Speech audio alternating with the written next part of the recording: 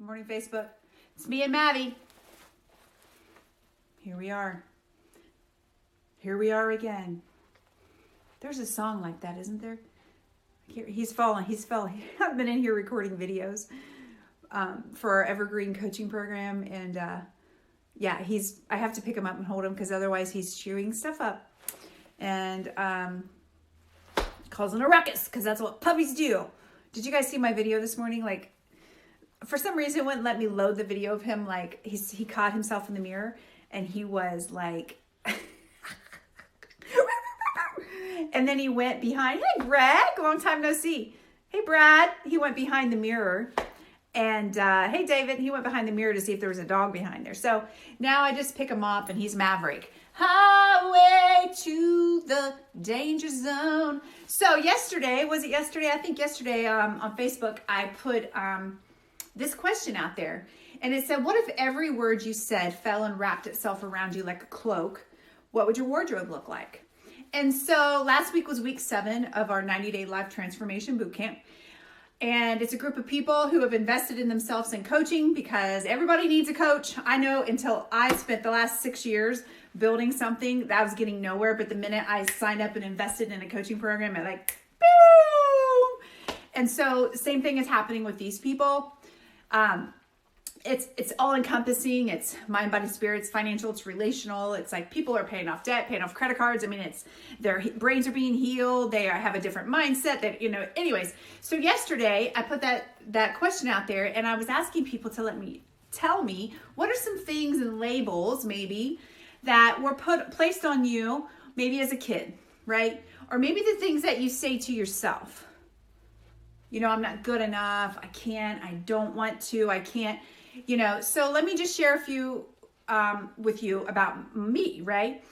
And so I was kind of a freak show when I was a little kid. So I was second grade, I had a speech impediment, couldn't say my R's, and my name is Rachel. Perfect, right? So Rachel Swaiten, right? And then I had a lazy eye, so I had to wear these blue like sunglasses, and one of the lens was popped out, and then I had to wear like a red thing, and I had to flip it back and forth. So here I am, Rachel Swaiten.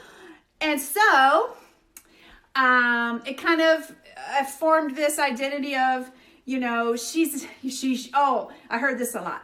Should have been a blonde. I don't know what that means because most of my blonde friends are really intelligent and very business savvy, like Tara Miller on here, like very smart businesswoman, right? And I heard this, you better marry a rich man because your looks are all you got going for you. But they didn't know any better. Like, I love them. Like, I'm not like bashing them. I'm just saying. Could have been because, I'm from St. Paris. If y'all know about wrestling, Graham, that's where Graham is. Anyways, on the phone book, back in the day, we had these things and they were yellow and they would send them to your house and it would have everybody's phone number and address in them for free. You didn't have to pay for it. It'd be very helpful now in real estate, huh, Tara? But anyways, on the front of the notebook, it said St. Paris in vicinity. So I asked, where's vicinity? And it's been the joke of my lifetime, right? Every time I go back, oh, hey, Rachel, where's vicinity? Like, seriously, I'm 48, right? And sometimes, people can't reconcile because they never changed, right? They're still the same people, but they have a hard time reconciling who you used to be with who you are now. And you have to kind of teach people how to treat you, right? Sometimes it's just not worth it. Sometimes it's just, they just don't get it. You're in a different universe as them, so it's not worth it. But I wanted to know, so last night we covered this in our coaching program. And it's interesting. They were all bad.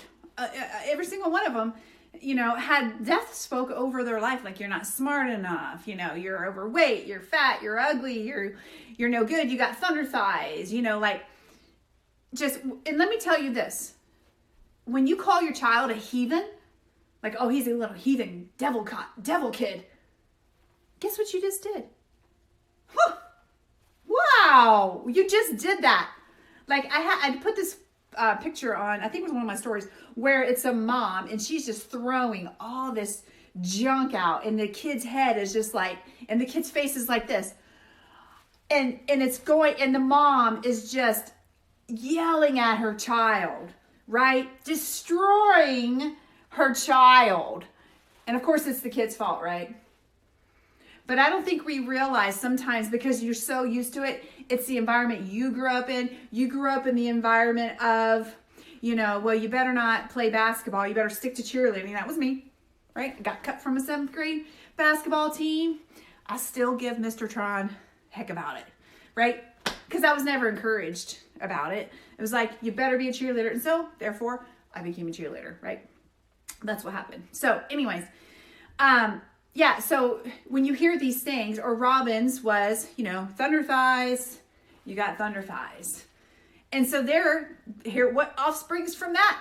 Bulimia, anorexia, whatever, So if every word you spoke, every word you said fell and wrapped yourself around you like a cloak, what would your wardrobe look like?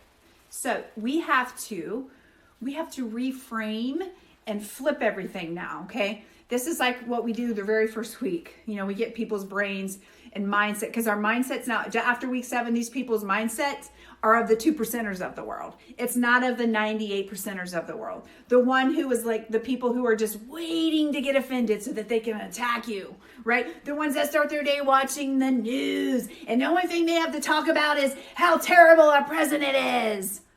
Give me a break. It says in Deuteronomy 28, we're supposed to pray for our government. We're not supposed to complain about it. We're supposed to pray for them, period, right? But that's what I'm saying. These people that we're journeying with, they have the mindset of a 2%er, right? Everything, their perspective is shift.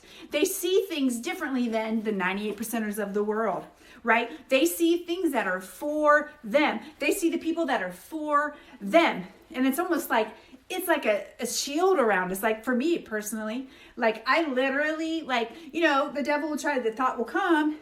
But when you get your mind, when you have and you've trained, like I've been meditating for 6 years, I mean, life changer. Like, because you just really, your brain just doesn't catch it. You just peace. I do the whole snap and turtle thing for those, small-minded meanies. I don't know if you saw that. The guy who commented on, I posted about Kanye West and him going into prisons, the place that nobody wants to go, and actually leading people to Christ. And there were two small-minded meanies that commented, and he didn't watch the video. You could tell the guy didn't watch the video, but I didn't react to his comments. I literally do what I always do to the small-minded meanies. So if I say this to you, you might be a small-minded meanie, right? The ones that everything is just against them. It's a terrible day, and it's gotta get worse. Those people, right? Hey, I don't know about that, but do you know anybody who want to buy a snapping turtle? Yeah, those people.